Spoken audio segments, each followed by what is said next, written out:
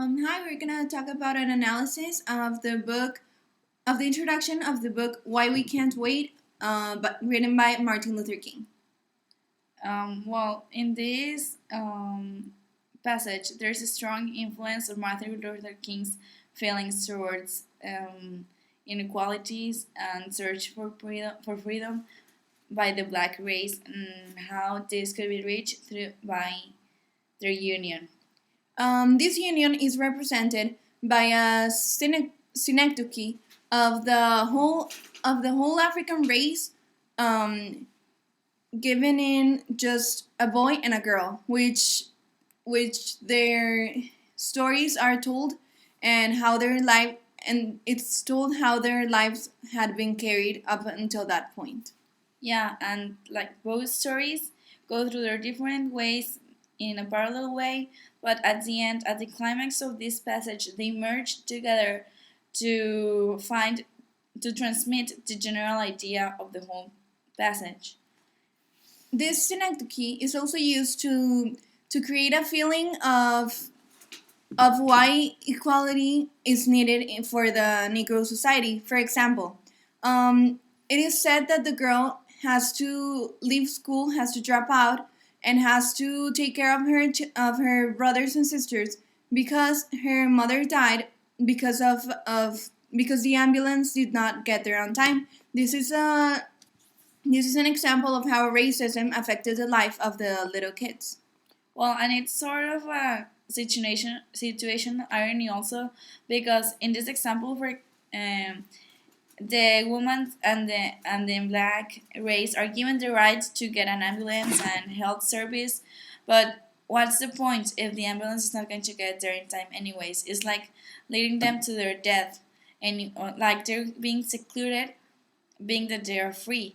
And that's what the boy and the girl question, like, how could it be that we are free since 100 years ago through the emancipation proclamations, and being that every day we see injustices being going around our society and our culture. Well, yeah, and you're right, and also the fact that that it is they talk about freedom and how they've been free for 100 years and how they're celebrating it, yet they don't have yet with rhetorical questions about why they are being treated this way, and the children show that they're being treated unfairly and that they did not do anything to deserve it. And with this is connected to the allusions that are being used.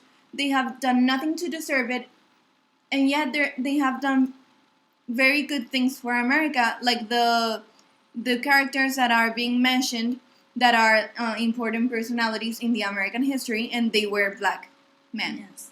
And the author also mentions how these stories were not told in their schools, but they know it. Like they were untold stories because they were not good for their country, being that it was a white country, you can say. And well, like in general, there is like this whole feeling of unity and the search for equality, and this can be seen by the first sentence of the passage. It says, "It is the beginning of the year of our Lord."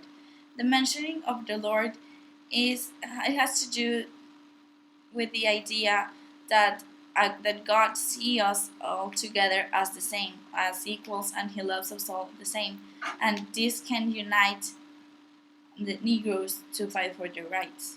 This can also mean that black people and white people should be united together, given that they are all sons and daughters of God.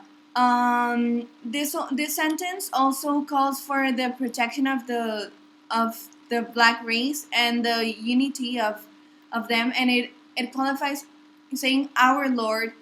It gives a sense of it gives the passage a tone of looking for equality and a tone of solidarity, which is what is reached by the climax, or by the end of the passage, in which both kids race well both Rise together. yes both kids rise together and they stand up and they unite themselves even if they're far away to get the same thing, equality and rights. Oh yeah, so this passage ends with this metaphor of Martin Luther King's ideal for the Negro race and an encouragement to unite and search together for their better rights.